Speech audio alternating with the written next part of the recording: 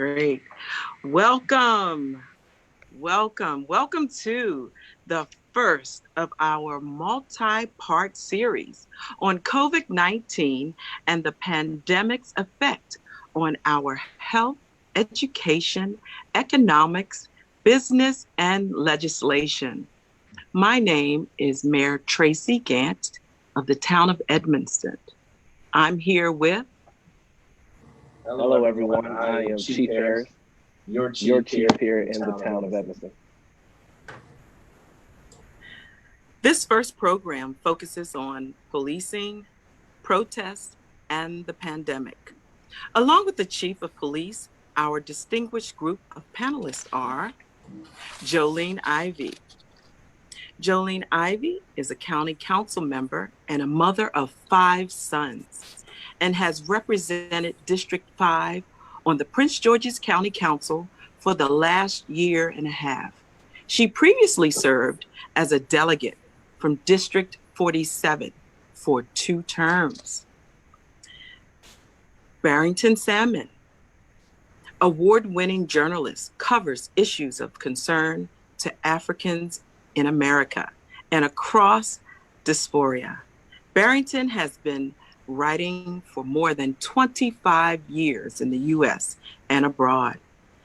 He has a portfolio of almost 13,000 stories, writes for The Final Call, Black Press, USA, and the Washington Informer. We also have Nicole Williams, Esquire, member of the Maryland House of Delegates. Nicole Williams is an attorney who was sworn into the Maryland House of Delegates December 6, 2019. She is a real estate attorney with over 17 years of experience. She is also currently the third vice chair of the Maryland Democratic Party. Also, we have Reverend Gail Fisher Stewart. Reverend Gail Fisher Stewart is an interim pastor for St. Luke's Episcopal Church and retired captain for the Metropolitan Police Department. She is also president of the DC chapter of the Union of Black Episcopalians.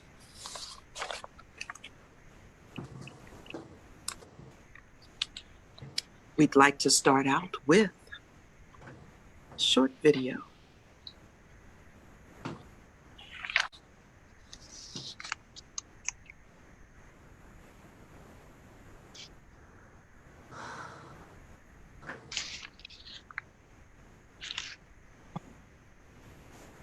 In the car by now, bro. He's not resisting arrest or nothing. I think we all good. Human, bro. That's some bum ass shit, bro.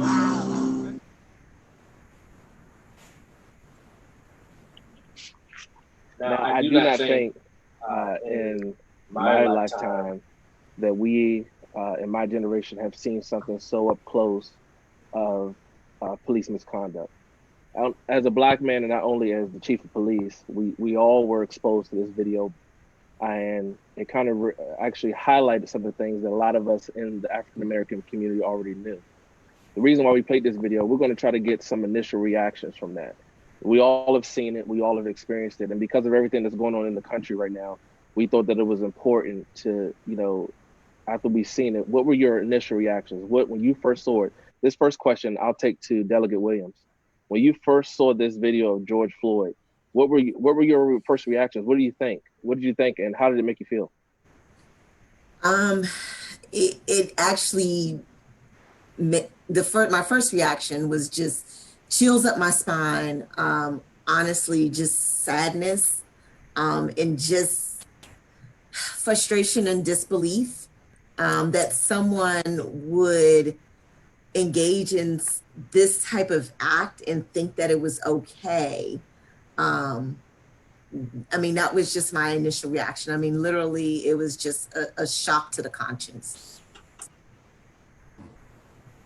Mm-hmm. I think that we all can agree that was kind of our initial reaction. I was, if I was to describe it, I would say heartbroken. not only in the to be in the profession and how that tarnished the image that some of us work so hard to protect. Reverend Miguel, for you, your reaction. You know, I've been involved in policing either as active duty or teaching or consultant for close to a half century. And so I've seen a lot, but I'd never seen anything like this. And my question, you know, and if I ever get a chance, I want to ask that former officer, did you realize that you were killing a human being? Because anti-blackness was on so much display that there's this anti-blackness that refuses to recognize the humanity of black and brown people in this country. And his cavalier attitude, his hand is in his pocket.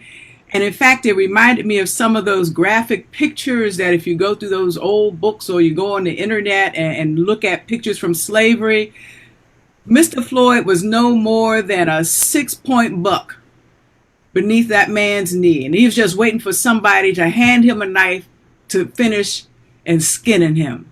I mean, it was a lack of humanity, a lack of concern.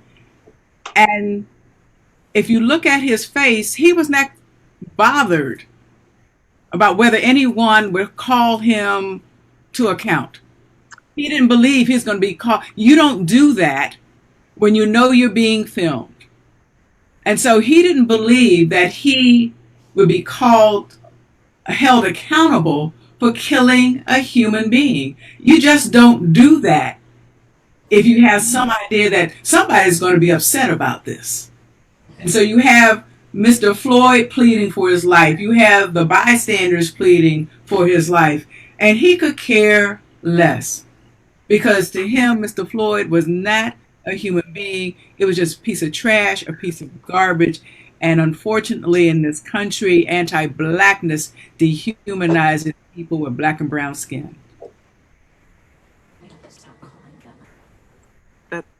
That's a very good point. And the fact that you said he failed to realize that he was a human being, and he showed that he didn't feel that he was going to be held accountable.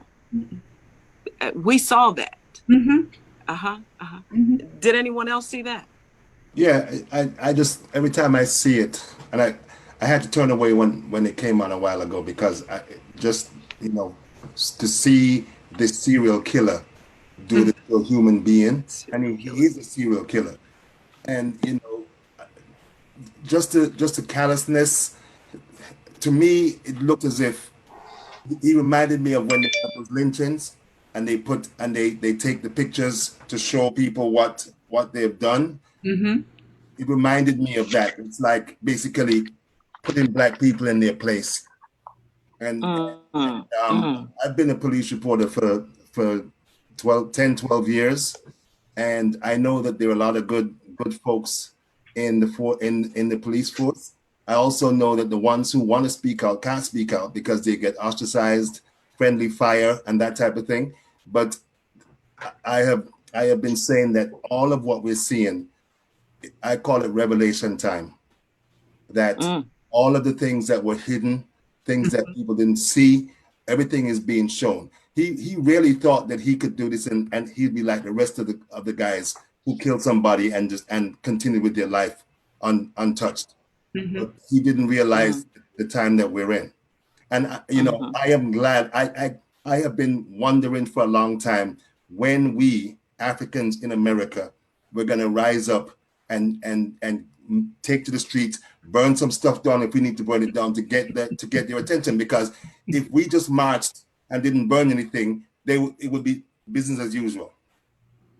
So I am not a violent person, but the fires this time is the reason why everybody's asking, what can we do? What can we do? How can we fix this? So, Right. Man, I think in 2015, he shot a 25-year-old black man. Shot him. They apparently tussled in the bathroom. He shot him in the stomach. And I'm thinking more in terms of the mentality of people. You know, because for me, I make a distinction between decent and honest and conscientious police officers and slave catchers. Wow. The slave catcher and the serial killer. Because, you know, and I always keep on saying to people, this is what we saw. Think about all the other people who they've killed that we don't know anything about. We have not seen. That we have not seen. Right. So America's soil is full of the blood of innocent Black people. You know? And I say, thank God for cell phones. And videos and people, the young lady who they said filmed that is only 17. And I'm glad that she hasn't gotten pushed back, and I'm glad the police haven't found the reason to arrest her like they did to the young man who filmed Eric Garner. He's still in prison on trumped up charges. So for me, I hope that that all of the people who are protesting and all of the people who are seeking change don't take one or two little things. I hope they go the whole way, because the entire system needs to be shaken up, turned upside down. Minnesota just voted 12. The city council just voted 12-1 to dismantle the police department. And Policing in America needs to be abolished. Yeah, and It needs to be. And I know those are difficult words to hear, but if we have tried to reform policing since the 60s. Since the 60s. Everything that is being recommended now was recommended in the Kerner Commission in 68. It doesn't take, because policing as it was created and as we come to know it, policing is not a change agent. They are to maintain the status quo. And if you have a racist society, they are the enforcement arm of a racist society. When people are out protesting for change in society, on which side do you find the police? On the side of the folks asking for change, or on the side protecting the status quo? And so one thing about these discussions is that, you know, in the Black church, we have a saying, you know, you have to tell the truth and shame the devil. So we're going to have to start telling the truth about policing without those in policing feel that we're talking about them individually. Because most police officers come on the job to do good, to help their communities, or they've been victims of policing and they want to change. But that police culture, and we don't want to admit this, but policing, you want to reform something that is the most efficient and effective governmental agency we have, because it actually does what it's supposed to do, which is surveil and control Black and brown bodies, and it is very good at it. And so we have convinced ourselves that it's about serving and protecting. It's about serving and protecting white interests at the expense of Black interests. That's what policing is in this country. And so it needs to be dismantled, and the people decide we're going to rebuild it in the way that we want it. We can't change it. It resists change. It might go to the right or the left for a little while, but it comes back to center to do the same thing it has always done. And so until we start telling the truth about American policing, because after the riots of the 60s, if policing just represented the folks in the community. So we brought on Black folks. Then we brought on Latinos. And then we brought on Asians, and women were sprinkled on in there. And then we brought on LBG, QIA folks. It hasn't worked, because it's not a few rotten apples. The barrel is rotten.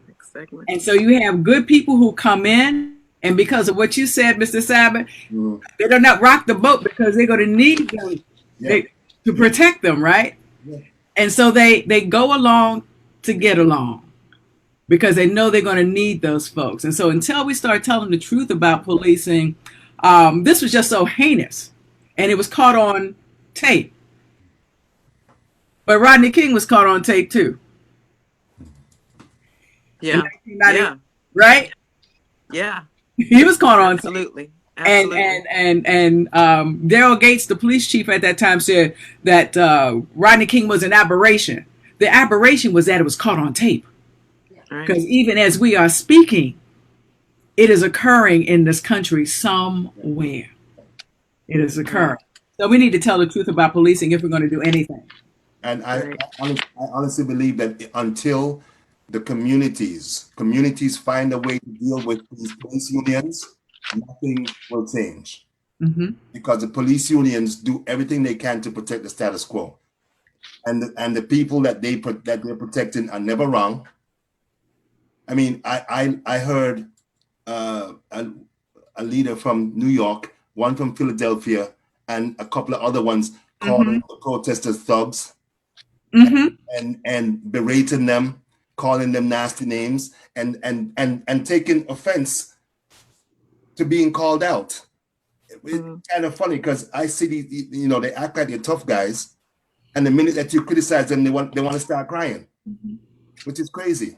And Unions are the tail wagging the dog. yeah, yeah, And until police leaders gain control again, 2 weeks ago, James Comey, he used to be with the Justice Department, he wrote an opinion paper piece that admitted that the leadership of policing is afraid of unions. oh You God. got to stop being afraid because you got the tail wagging the dog. But I think if every time a cop killed or injured somebody in the ways that we've been seeing, if they took their pensions, I bet it would stop. Oh yeah, it would. Because we Go to court. taxpayers end up paying when they commit egregious acts. So I think that would be one way for them I to get it. one good deterrent. Hmm. I think that when we look at the structure of these departments and having come from a much larger agency within Prince George's County and then coming to Evanston, I think what I noticed the most is that the police unions become effective because they are organized. They come together for one common cause, whether it's right or wrong, and then they lobby for what it is they want or they believe to be right.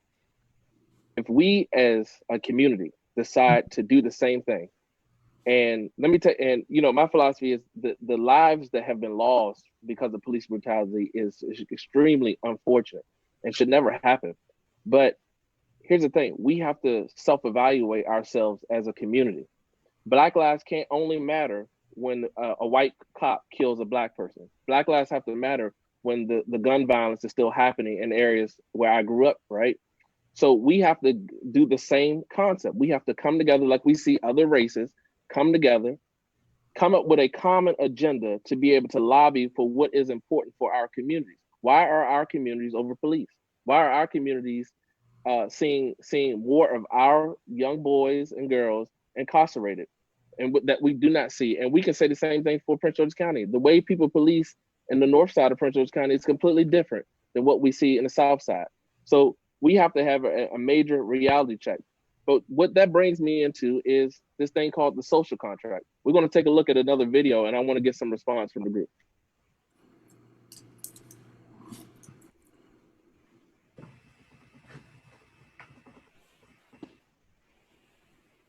We played another 50 rounds of Monopoly, and everything that you gained and you earned while you were playing that round of Monopoly was taken from you. That was Tulsa. That was Rosewood. Those are places where we built Black economic wealth, where we were self-sufficient, where we owned our stores, where we owned our property, and they burned them to the ground.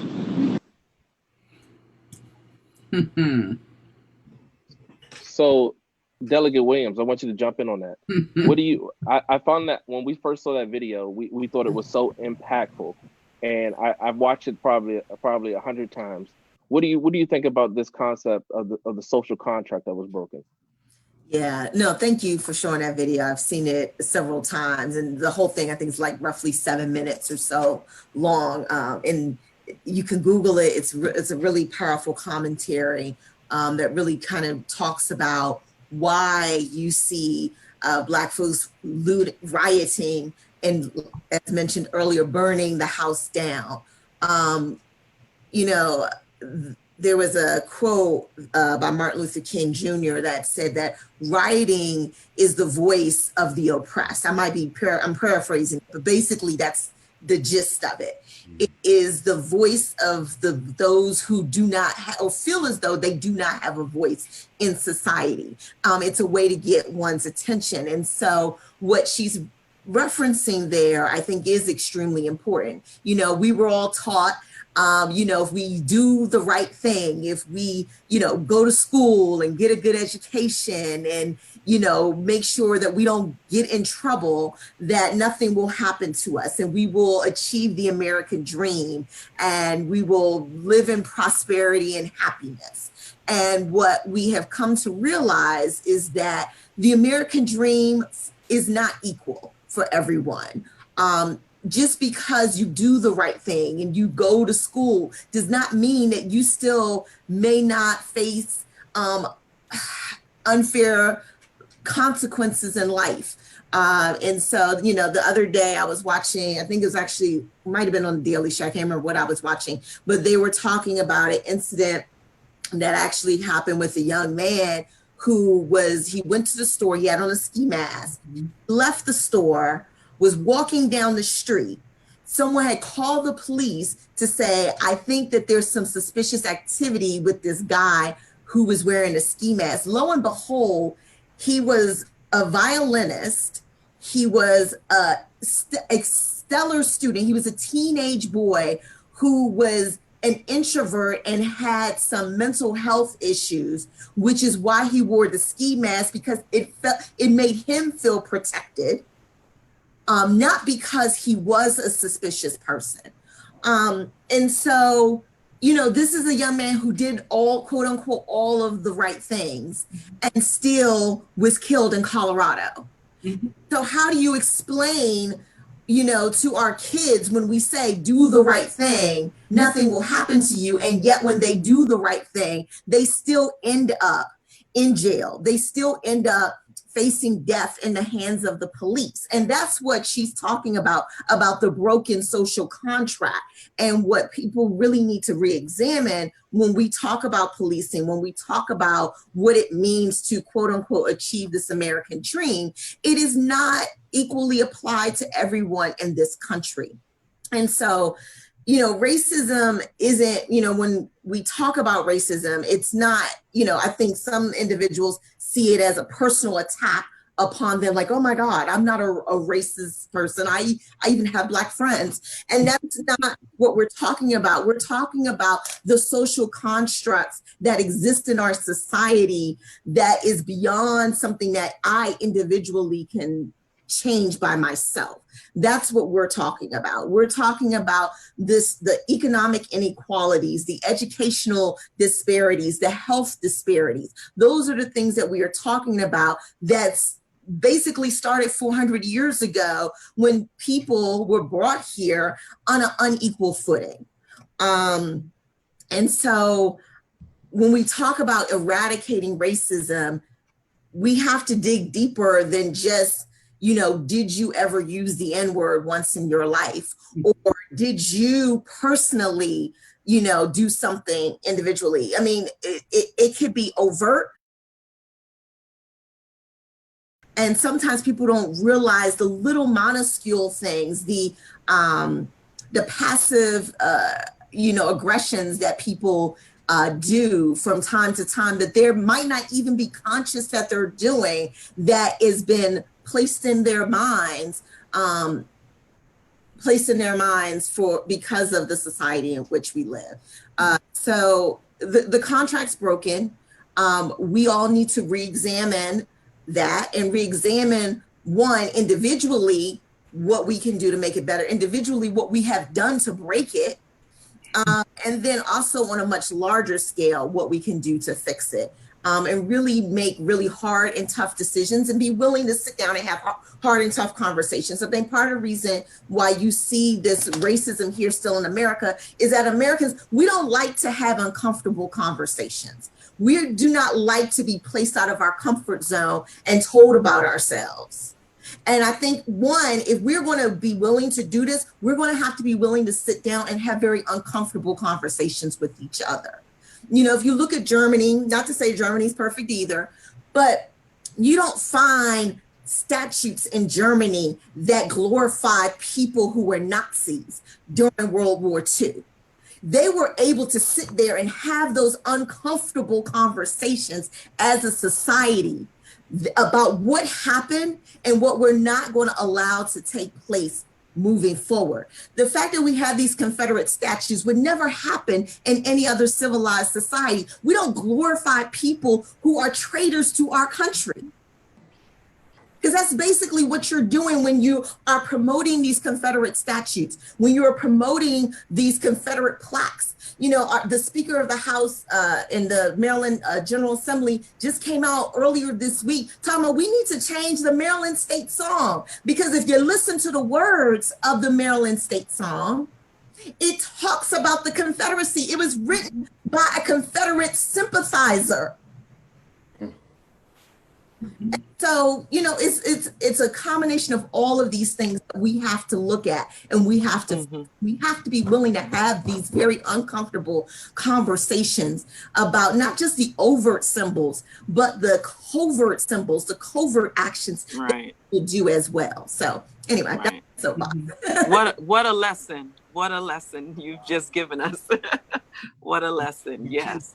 I think Reverend Gail talked about speaking the truth. I don't think black people in this country are willing to speak the truth. Young people are willing to speak the truth. Most of us are trying to get along. I listened to Reverend Dr.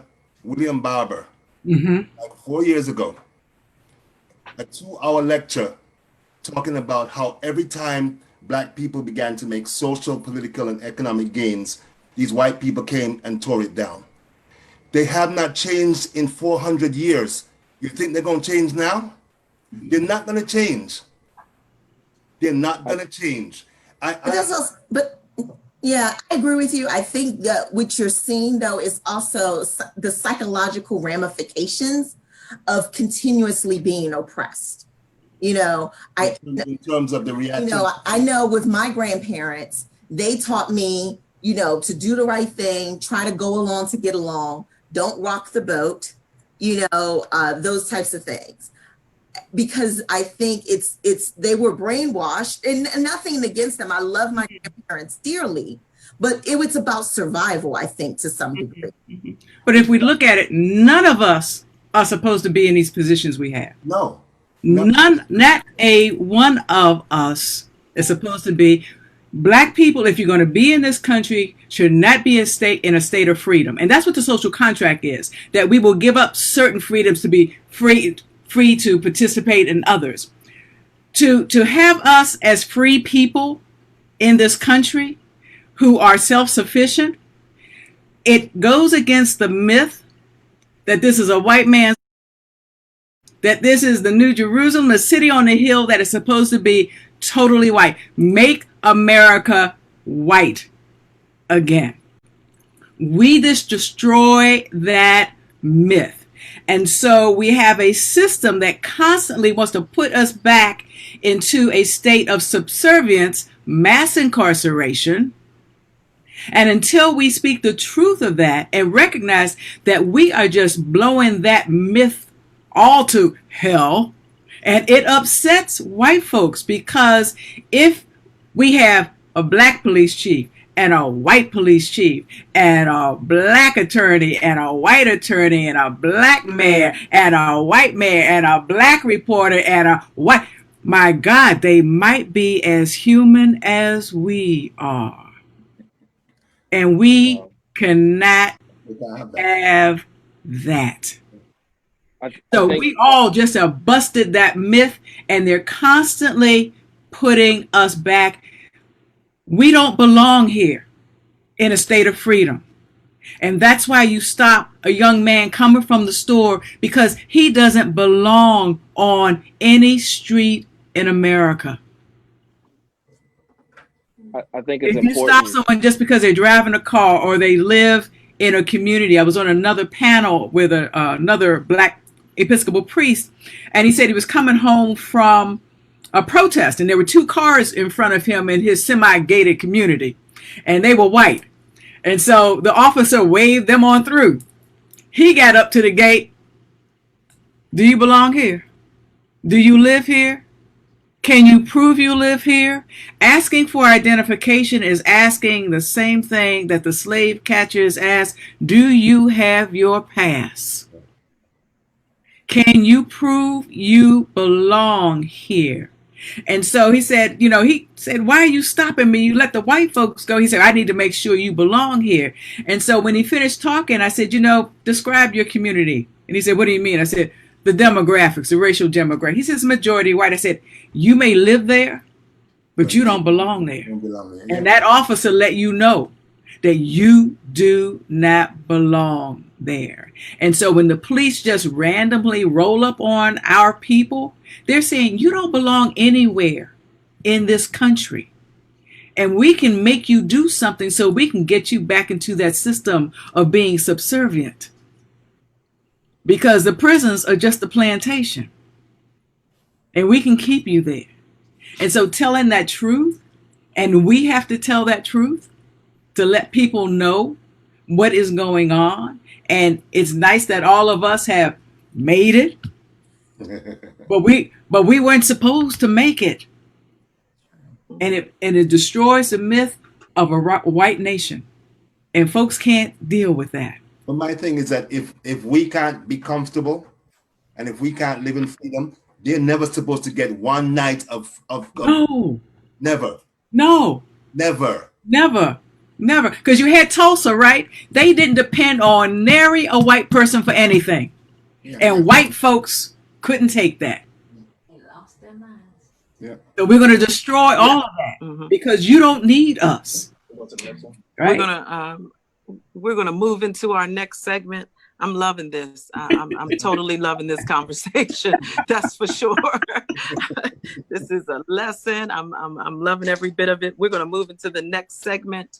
We're gonna talk about reform and change because that's where we're moving to right now. Look at this.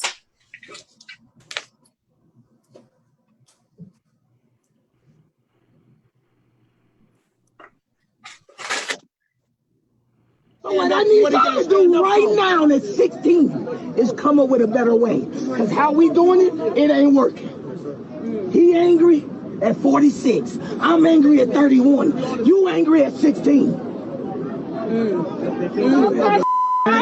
It's over. You understand me? It's over. Putting yourself in harm's way is not the way. No, it's not. So another powerful segment that we just witnessed. So this question I wanted to ask Mr. Barrington. For you with so much, you with your experiences and with your level of knowledge and wisdom, what do you say to someone like me, a 32-year-old police chief, who is tasked with carrying the torch? How do I take the knowledge that you have? How am I going to pass it on to the next generation and to really continue the conversation or continue in action, not just awareness, but in action?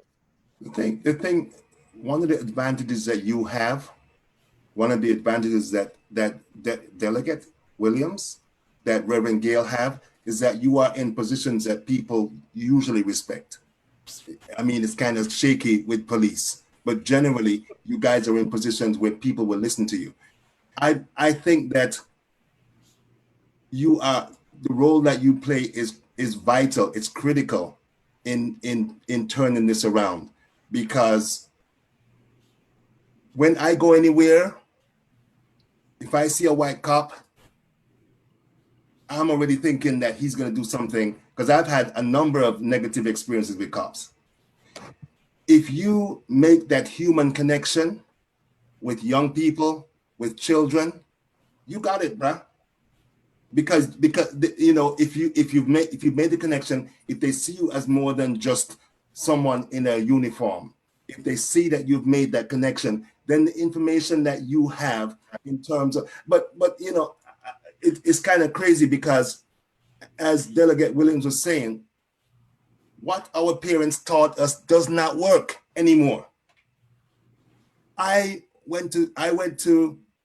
got a bachelor's degree, I got a master's degree. And every time that I read that a white boy with a high school diploma makes more than me, it pisses me off. That's the way they've made the system. Mm-hmm. So I believe that I don't lie to my children. I tell them that you need to have an education because you need to be in a space that you can control your future if you're allowed to. So it gives them a leg up. It gives them an opportunity. I tell every young person, travel. If you do nothing else, travel. Because when you leave this country, you realize that America is not the greatest country in the world, that America is not even a real democracy, right? And because I talk to people and they say, America's the greatest country in the world. Well, where have you been? Nowhere. Shut the hell up then. Because you have nothing to compare it to. You can't talk if you haven't been anywhere. And I honestly believe that, like I said earlier, this is revelation time. Mm-hmm. This is the time when nobody can say that they didn't know what's going on, and they can't say they're going to sit on the fence. You got to pick a side. And I want all of us as Black people to be as offensive as we are. We're too defensive. And I don't believe, I was born in Jamaica. My grandmother taught my father and his siblings, never deflect your gaze when you see a white man. Mm-hmm. Stare him in the face, right? Don't be afraid. Don't back up. And I guess it's different in Jamaica because they weren't going to kill you if you did it. I know they killed Africans here, African Americans here when they did that during segregation and stuff. But we have got to train our children, teach our children to not be afraid. White boys don't have anything that we have. White boys aren't better than we are. We are the ones that created the whole system. Everything that white people are benefiting from came from Africans. Mm-hmm. But they don't teach us that. Mm-mm. And that's what we need to be teaching our children. Because if you teach them the reality, all of us weren't kings and queens, but we all come from royalty. And if you give them those values, where they value themselves first, then they value their family, and they value their community, we could change this. Because America is an empire on the decline. Mm-hmm. This is end stage empire right now. And in 1967, when the Reverend Dr. Martin Luther King wrote Community or Chaos, he said that he was really lamenting that he's bringing Black people into a burning building. America's still burning. And Donald Trump is the epitome of the destruction of this country. He is not, everybody acts like nothing happened before he came. He's just a symptom of a disease that's been in this country for 400 years. Slavery, the original sin that they've never dealt with, and they still don't want to deal with. Because if we're not careful, and if we're not watching, we're going to let these people give us a couple of $1 million, assuage their guilt, and change nothing. Because all they want to do is work around the edges. They don't want to really change anything because it's benefiting them. Benefits them. Right. Let If me I could ask. oh, go ahead. I'm sorry. Let me ask those with wisdom, those who are mature. How do you feel? And this is for anyone. How do you feel we can support the younger generation who might be tearing down statues, who are protesting? How do we support them with wisdom in this? Because change does have to occur. But a lot of us have been raised to do what's right. So a lot of times we don't understand the protesting. We might not understand tearing down a statue because what are you going to put there? It's going to tear up the neighborhood. Why are you doing this? But we want to see a change. How do we assist? How do you think we can do that as mature or those with wisdom? How would you say someone with wisdom could assist? I would, I look at this. Number one, we have to find out where we are in this struggle. Mm-hmm. Because the struggle for civil rights has always been a young person's struggle because the old folks were scared. They couldn't afford to lose their job. They couldn't afford to lose their house. And so it was the children out there. in Birmingham, it was the children out there. During the 60s, it was the young people out there. And in the movie Harriet, when she's come back from the South and is now the Fugitive Slave Act has been enforced, and she's ready to go back, and they tell her, you know, you got to go slow. And she says, you who have been born in freedom are too comfortable. My generation and above got too comfortable because we thought we could shop where we wanted to shop. We could drive what we wanted to drive. We could send our kids to white schools, and we could live in the white neighborhoods. And so we did not do what we should have done, because our children should not be dealing with this crap. But we got comfortable in our pseudo freedom. And now it's come to bite our children in the behinds. And they're looking at us like, I thought you did this. And so what we have to do is, number one, admit that we messed up, that we didn't continue the fight. And then as the 39-year-old was asking the 60, you know, why are you putting your body, you know, out there? You have to risk something. You have to risk something. And as I look at the chief, this is a prime opportunity, because this is the first time in 48 years I have seen Black chiefs actually speak out. There is an organization called the National Organization of Black Law Enforcement Executives. And if they garnered the power that they have, policing would have been changed a long time ago, but they were not willing to risk their job, their position. But now I see Black chiefs, because maybe this is the opportunity, you can say something, saying what needed to be said a long time ago. And if I lose my job, I lose my job. But Rev, we got to remember too that you have 44 million people who aren't working. So right. they don't have anything to lose. They don't have anything. Well, that's what Trump says. Right. But sometimes you have to risk. You have to take a risk, and young people are willing to take the risk because they say, I don't have a house, I don't have a job, I'm going to be out here. And so we have to support them as opposed to pulling them back and be careful.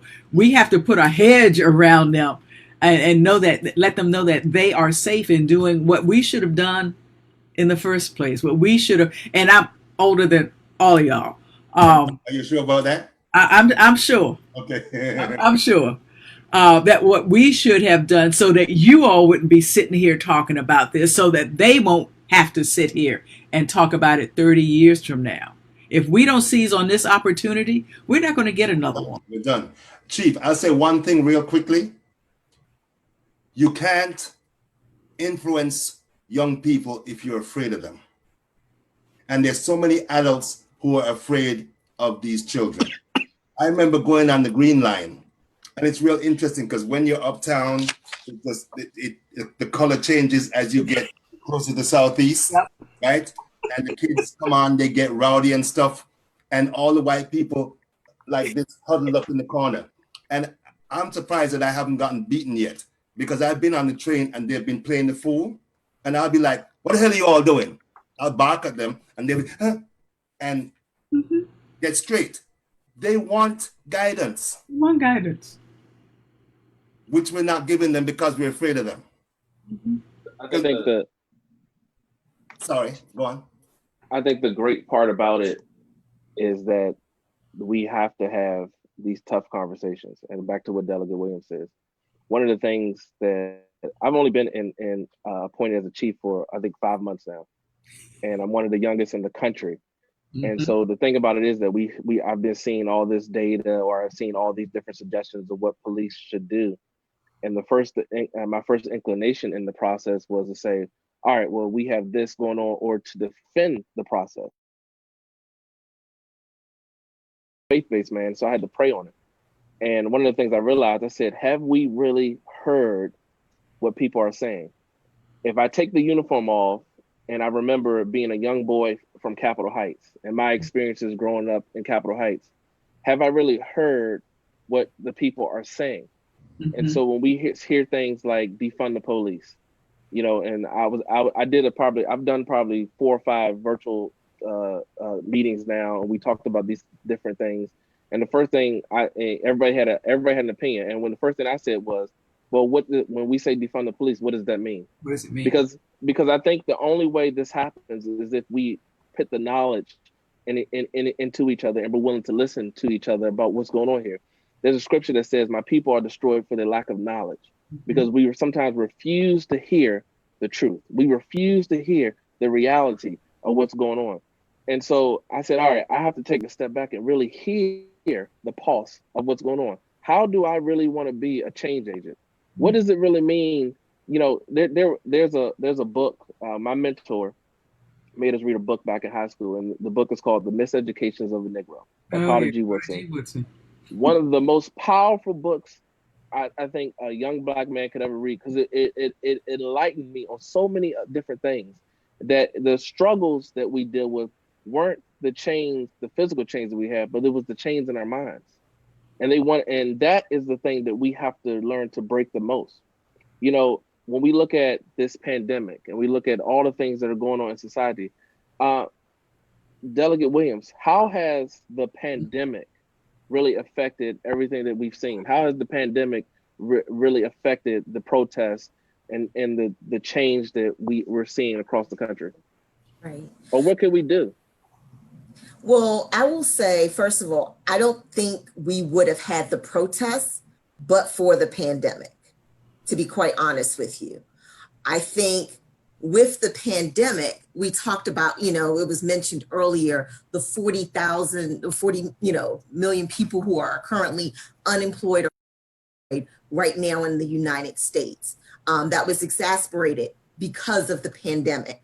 You had conditions where people were forced to shelter in place. And by sheltering in place, you know, as Americans, we're used to doing things. We're used to being busy. And so now we're in a situation where you're forcing me to have to sit still. And when people sit still, when you sit still, you have a tendency to start to reflect and to start to think and to start to absorb and really do the things that you otherwise would not do because you're in a constant state of busyness. And so I think with all of those things combined, you know, with the health disparities that you see amongst Black and Brown people during the pandemic, you know, African Americans dying at a much higher rate because of the COVID-19 virus than any other demographic. When you have Hispanics contracting the virus in unprecedented numbers more than any other group for a variety of reasons, because of pre-existing health conditions, because we are the ones on the front lines. We are the people in those jobs that no one else wants to do, in terms of being the bus drivers, the grocery store workers, and things like that, which puts us in a higher risk category than other people. All of those things coming to a head, and then the video. It was a recipe for, I mean, it was just the perfect storm that was created, to be honest with you. So I think that's why you're seeing all of this. It was just a bubbling up of what was already in our society that came to a head. And so earlier you were talking about defund the police, and you were like, what does that look like? And so, you know, one of the things, you know, and I'm sure you're familiar with this, Chief Harris, in Camden, New Jersey, they actually did this several years ago, where they basically fired the entire police department from the chief all the way down. Abolished. And blew the. Don't fire me. Don't fire me. No, I'm not saying we should fire you. I'm not saying that. I need my good government job. He fired himself, Chief. You know, and they took a hard look and re-examined, and everybody had to reapply for their job. And some people got rehired and some people didn't. And so I think that's one of the, you know, kind of models that we can kind of look at when we talk about what it means to defund the police. You know, we, from a policy standpoint, and a legislative standpoint, that this is now, I guess, the role that myself and my colleagues need to play is from, you know, a policy standpoint, where do we go from here? You know, we're not a democracy, as Mr. Solomon said, we're a republic. And so this is where education comes in, knowing the difference about different governmental structures. We are a republic. We're not a true democracy. And so in the republic, your elected leaders are supposed to, one, listen to the people and follow what the people are telling them to do, which does not always happen. But secondly, we need to figure out where did we go wrong in this from a legislative standpoint? You know, one of the things that people look at is the LIOBRA, the Maryland Law Enforcement Bill of Rights Act, which Maryland was actually the first state to enact such a bill in the late 70s. And what does that do for police accountability? You know, we talk about the payouts that our local jurisdictions have to pay out when an officer is caught doing the wrong thing. And that burden has been placed on, honestly, on us as the taxpayers to shell that burden out whenever one of our police officers get caught wrong. And so maybe we should start to re-examine how we deal with that. You know, I'm an attorney. And so as an attorney, I have malpractice insurance. You know, if one of my clients sue me for malpractice, luckily my insurance company will come in and step in. But if I had 10 clients that sue me for malpractice, my insurance company is going to say, Ms. Williams, thank you, but no thanks. We're no longer going to cover you. You're going to have to foot this bill yourself. And so, you know, maybe those are some of the things that we need to look at. Maybe we need to look at having a standard use of force policy statewide and nationwide, to be quite honest with you. Abolish the use of a chokehold, abolishing certain policing techniques that we know can lead to that can lead to death or permanent physical damage to someone in our custody, and also re-examine the things that we're asking our police officers to do. You know, you're not a psychologist, you're not a psychiatrist. And so I shouldn't expect you to have to respond to an incident with someone who is dealing from a mental health episode. You know? And you know, Delegate, I believe that there is going to be a task force, or there should be a task force. You know, we do like task force, but I do believe that there should be a task force just for that reason, so that there can be consistency across the board.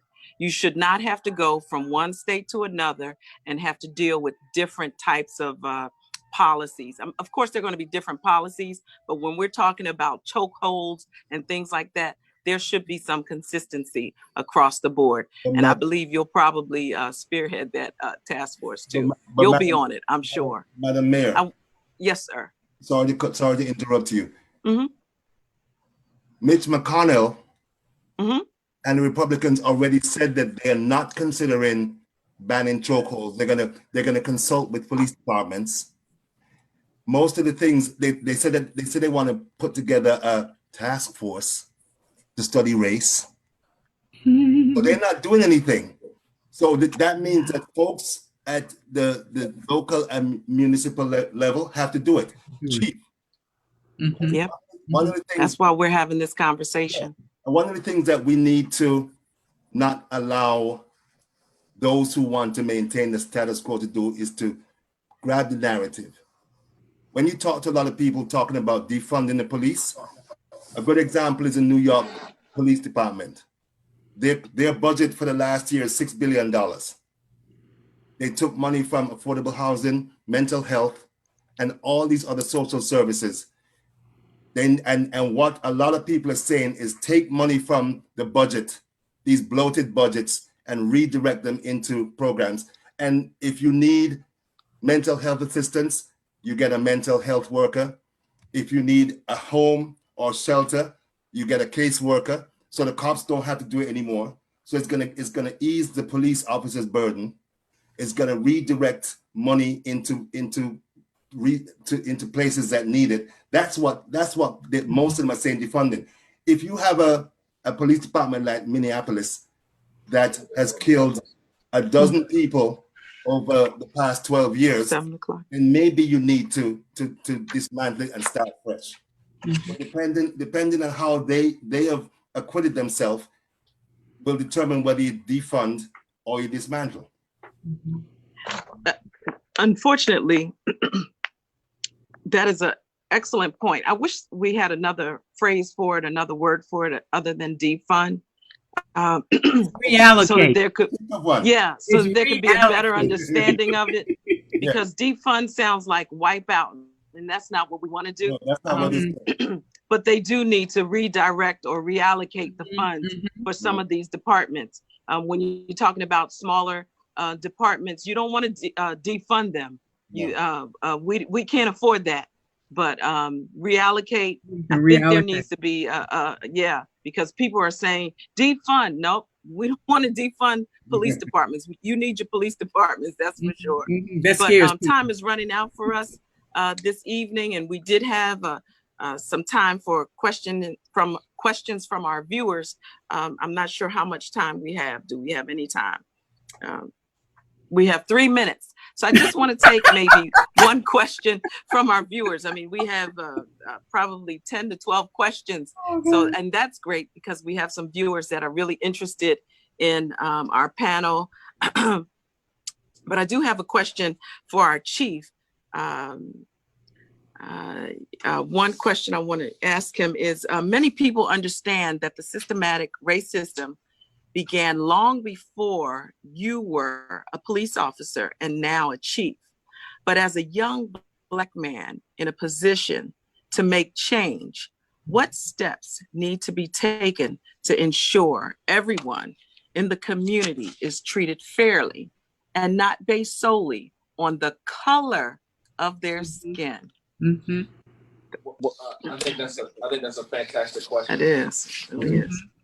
I think what needs to happen though is first and foremost for us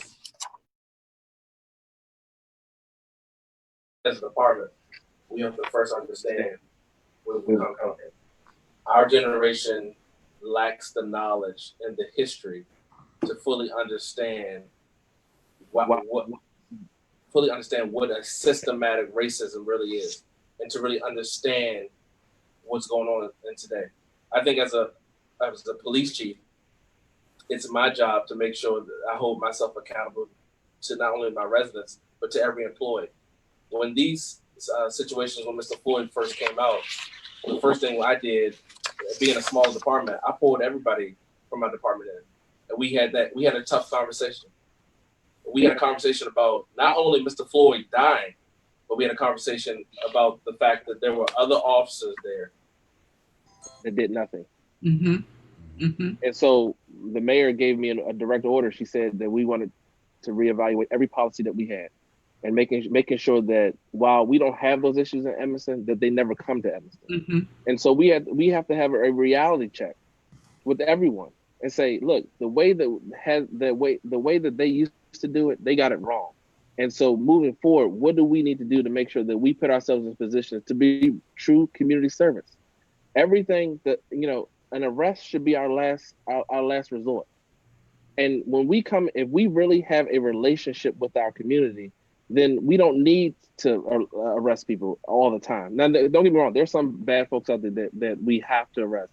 But if I know your mother, I know your mother's not playing, and we have takes a village mentality, then guess what? I can call your mother now because I know she's gonna wear your behind out. Or I can, we can really do this if we really impart ourselves as part of the community. I want our police departments to reflect our community. You know why I'm not the police in St. Mary's County? I never grew up in St. Mary's County. I've never been in St. Mary's County. I'm a Prince Georgian. So when I became a police officer, I applied to Prince George's County. When I bought my first home, I bought my home in Prince George's County because I'm a firm believer that I should not serve in a community where I do not live. So, it's those concepts that we have to embed into these departments to say, if you don't represent us, you cannot serve in that capacity with a level of authority.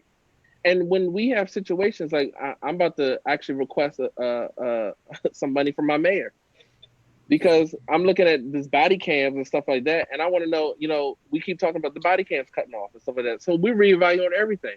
I want to know, all right, we have a system out there now that says if you pull out a gun, if you pull out an aspartame, that body cam comes on automatically. There's programs out there now like that, and Emerson is going to lead in that process. So we will reevaluate everything to say, how do we really make impact and change in our community as a whole? How are we really community service? What do we do? Are we still going after the drug user, or are we going after the people who pumping the drugs in our community? And if we have a situation with the user, are we really getting them to help? Is there a holistic approach to what we do? And a lot of people think that that is not necessarily the police responsibility, but it is, because if we don't do something about it, when we do lock them up and they get out of jail, for example, first they got to pay to be on probation, and guess what? Now we tell them they can't get a job. So then we have just a holistic approach that we need to take to it. So, you know, coming in January, I'm going to be in Annapolis with Delegate Williams supporting change. But there's a lot of things that we can do to move forward. How much time we got? Because you said 3 minutes. I'm simply They're gone. So going forward, you know, I want to say that when we first thought about this, it was extremely important, and we're going to go into like our final thoughts. But it was extremely important for me to do this, for all of us to have these tough conversations. And I think that we have to continue it, and we have to continue on multitude of platforms. So when we go into final thoughts, we'll get a final thoughts from everybody. I'm asking my crew here. So I want to give final thoughts from the entire panel on what's next and what we need to do. And I think it's important though. The first final thought I want to get from is, you know, our mayor. Also, I think she's gonna finish up. But let's talk to you, Delegate Williams. Let's get your final thoughts as we close out tonight. And personally, from the bottom of my heart, I thank you for coming. Sure, absolutely. So first of all, I'm going to look forward to seeing you in Annapolis, because we will need your voice and your perspective. In Annapolis, I serve on the Judiciary Committee in the House. And so all of these issues, when we talk about police accountability and everything else along those lines, are going to come through the committee in which I sit on. And so I am looking forward to having those hearings, having those conversations. We talk about lobbying. I implore everyone to come and lobby for your position when we come to Annapolis. You know, there's myself, but then I have 24 other colleagues who sit on my committee with me. And it takes a majority for us to get anything out of the committee. So I ask that you do, engage in advocacy in that regard, if change is what you are indeed seeking. Currently in the Maryland General Assembly, we actually do have a work group that they had their first meeting this past Tuesday to look at police accountability. And some of my colleagues here from Prince George's County are on that work group. Delegate Wanika Fisher, who represents the Port Towns area, and also the Delphi and Langley Park in that area of the county. Delegate Daryl Barnes, who represents the more central part of the county, Largo, parts of Marlboro, District 25. And also Delegate Michael Jackson, who represents the southern part of Prince George's County and is also the former sheriff of Prince George's County, is on that work group that we have. And so, you know, those hearings are live. You can watch them online. You can also, and I'll share with the mayor after this, the email address where if you have information you want to email to that work group, we're asking people to please send that information. There will also be a live hearing in August, I think, with the work group, where they're asking people to sign up to testify before the work group in August about their comments, questions, and concerns that they have with regards to police accountability.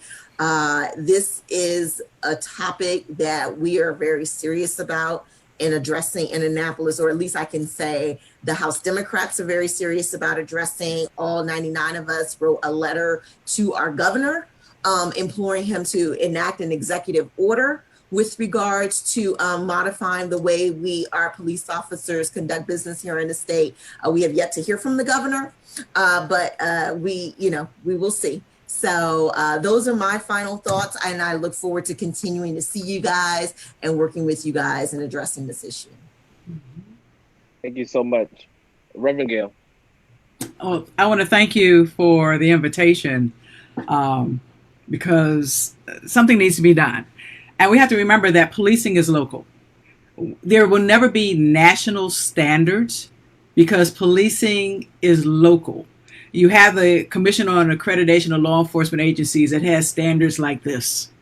But all of that is voluntary because there is no national censure board. There's no ABA or, for policing. But people get the type of police we demand. And we hold the police accountable to the communities. And I encourage the community members to become involved with police departments. Do more than go to the Citizens Police Academy. Volunteer to be on the Police Chiefs Advisory Board, not because you want to try to get your house, special attention, but because you really want to work with the department. We have enough words on paper. Everything that they want to ban has been banned before and is already banned. If the words on paper worked, we would not have a racial problem in this country because we have enough laws against racism and discrimination. But what we need to do is hold people accountable. I can't change a police officer's attitude. You might not like me, but I can change your behavior to the point where you won't act on your attitude. And so we have to hold folks accountable for their behavior in our communities. And the last thing is that one of the things I've been doing is pulling police and community members together, because just as we see this movement that we need to get the whole history of this country in our schools, we need the whole history of policing to be taught in police academies and with the community, so they actually know what policing is supposed to be about and what we can do to change it so that it will be what we want it to do. And so I've been pulling together. We had a webinar 2 weeks ago. I got another webinar on July 17th, where we tell the truth about policing and we get people to understand where it came from, and that if it's going to change, we're going to have to change it. So again, thank you for the invitation. Thank you so much. And Mr. Barrington. Sir, thank you all for inviting me. This has been fun. I've enjoyed it. I would say that as someone who, when I was at Florida State and Florida A&M, every demonstration against Ronald Reagan, I was there. It tickles me to no end to see young people and middle-aged people and old people on the street. I am praying that they continue to protest until November the 3rd, vote out the occupant, and then get back on the street to make sure that Biden doesn't because Biden he's pro-police. His solution was $300 million for community police, and that was it. Yes. That was it. So we need to hold these people who we're paying accountable, but we have to hold ourselves accountable too, because the reality is we need the money that they're going to take from bloated police departments, because all of us as Black people should be on a psychiatrist's couch. We all have mental health problems. You talk to people. I mean, and it's funny because Miss Rona has caused all of us to reconfigure everything about what we thought was important. You have people who are married, people who are boyfriend, girlfriend, who realize they don't like each other because they spent the last 3-4 months together. Issues, people have reconnected with family. Mm-hmm. Those things are important. And that's what we need to do, because when you consider the history of Africans in America in terms of how they've disrupted our families, I'm surprised that anybody's in love, married, have a family.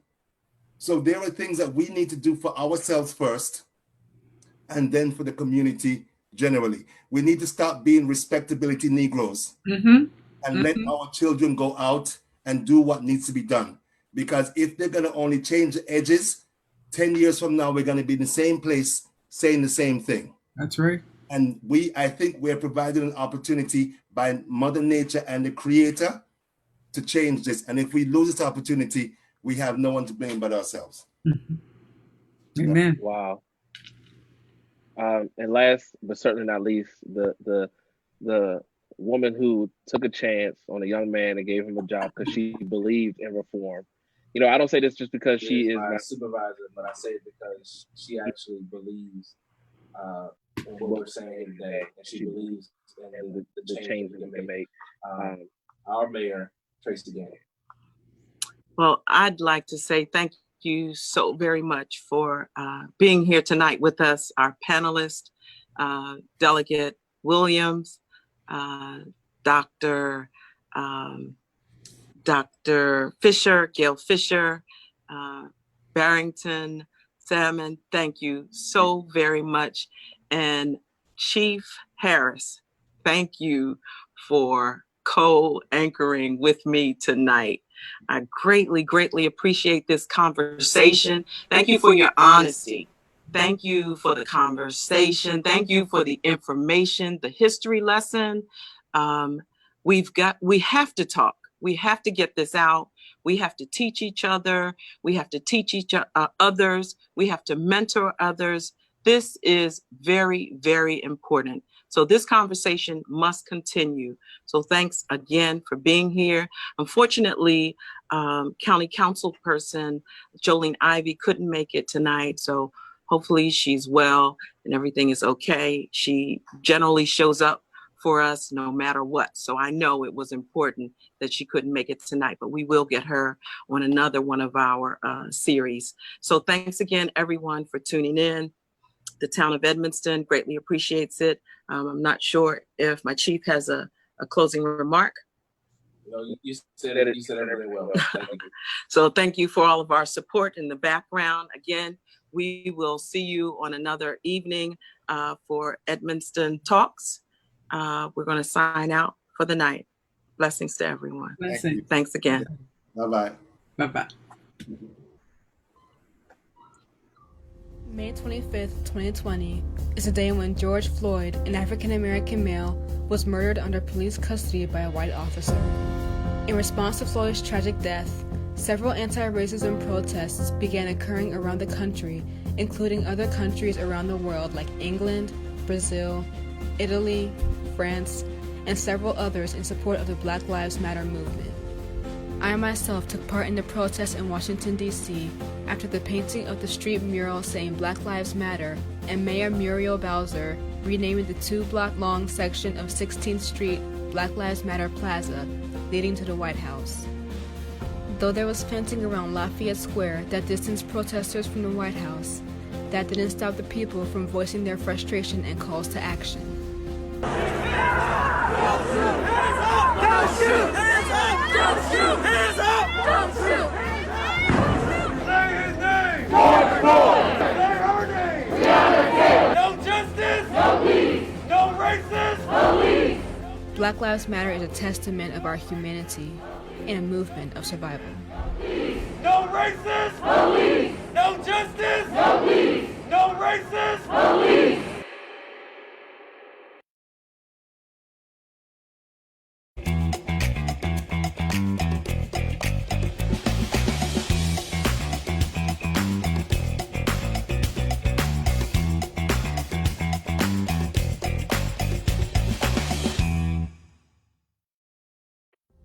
May 25th, 2020 is a day